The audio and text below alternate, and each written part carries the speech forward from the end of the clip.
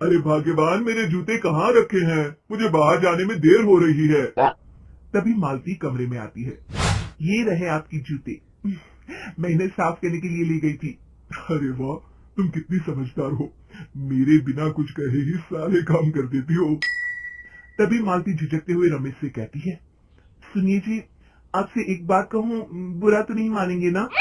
अरे नहीं नहीं, बेफिक्र होकर कहो। शादी से पहले मैं अपने मायके में नौकरी करती थी। मैं चाहती हूँ कि अब मैं फिर से नौकरी करना शुरू कर दूं। वैसे भी सारा दिन घर में बोर हो जाती हूँ। देखो मालती, तुम्हारे नौकरी करने से मुझे कोई ऐतराज नहीं है, लेकिन तुम्हें एक बात बता दूं, हमारे खानदान में आज तक कभी किसी औरत ने नौकरी नहीं की। फिर भी एक बार तुम माँ से पूछ कर देखो, अगर वो तुम्हें नौकरी करने की इजाजत दे देती है तो अच्छी बात है। रमेश वहाँ से चला जाता है। फिर उसी शाम मालती अपनी सास के पैर दबा रही होती है।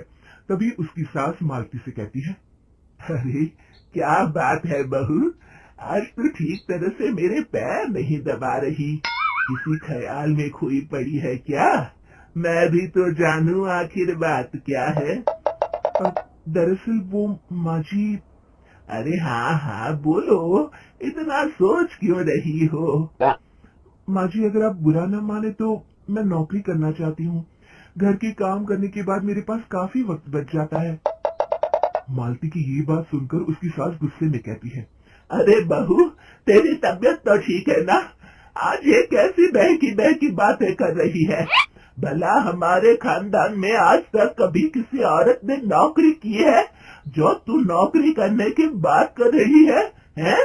अरे बहू, तू क्या रिश्तेदारी में हमारी नाक कटाना चाहती है? हैं? जितना जल्दी हो सके अपने दिमाग से नौकरी का भूत उतार दे। और अब जा, जल्दी से रसोई में जा, खाना बनाने का वक्त हो रहा है। मालती मन मार कर खाना पकाने के लिए रसोई घर में चली जाती है। अगले दिन। नमस्ते माँ जी, कैसी हैं आप?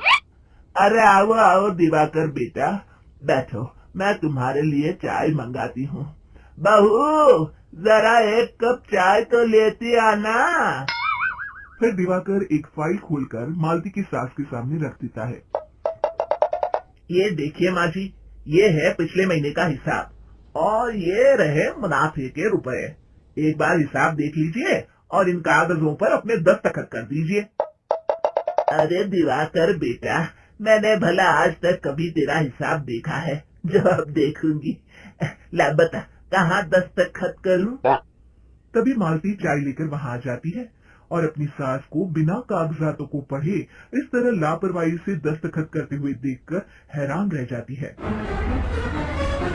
अच्छा माँ जी, अब मैं चलता हूँ, फैक्ट्री में बहुत काम है। फिर दिवाकर वहाँ से चला जाता है।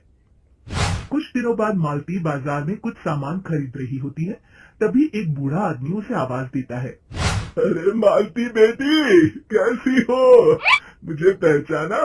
मैं तुम्हारी कंपनी में मुनीम का काम करता हूँ। हाँ चाचा जी, मैं आपको बिल्कुल पहचानती हूँ। कहिए, कैसे हैं आप? मैं तो ठीक हूँ। कंपनी में कुछ भी ठीक नहीं चल रहा, यहाँ तक कि हमें ठीक वक्त पर तनख्वाह भी नहीं मिलती। ये आप क्या कह रहे हैं? अब क्या बताऊं, आप लोग तो कभी हिसाब किताब देखने दफ्तर आते नहीं। मेरी मानो तो एक बार आप लोग दफ्तर आकर सारा हिसाब किताब देख लो, आपको असलियत पता चल जाएगी। अच्छा बेटी, अब मैं चलता हूँ, देर हो रही है। फिर वो बूढ़ा वहाँ से चला जाता है।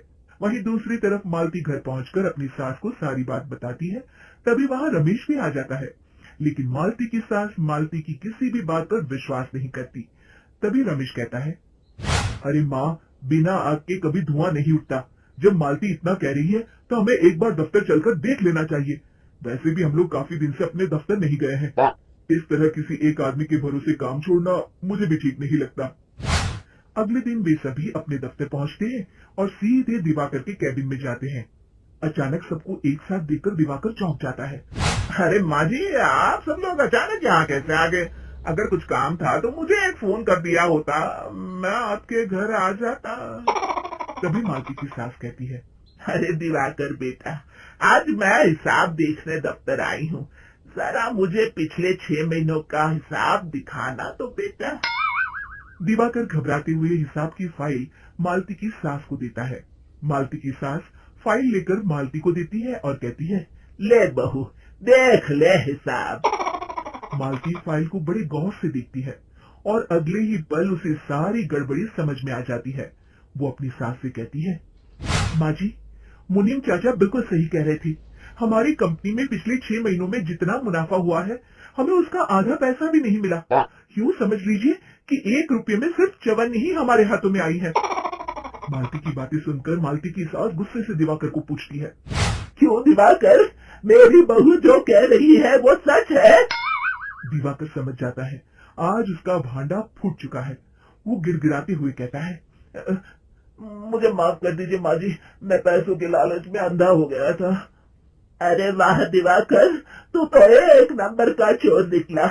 इतने दिनों से मैं तुझ पर आंख बंद करके भरोसा करती रही और तू मुझे ही चूना लगाता रहा। अभी के अभी निकल यहाँ से और दोबारा अपनी शक्ल मत दिखाना। दिवाकर वहाँ से भाग जाता है। मालती की सास मालती को शाबाशी देते हुए कहती है, बहू, आज मैं समझ गई कि पढ़ाई लिखाई हमारी जिंदगी में कितनी जरूरी है। मैं बहुत किस्मत वाली हूँ जो मुझे तुझ जैसी बहू मिली है। शिक्षा, पढ़ाई लिखाई का इस्तेमाल सही जगह करके हम दुनिया में बहुत कुछ बदल सकते हैं।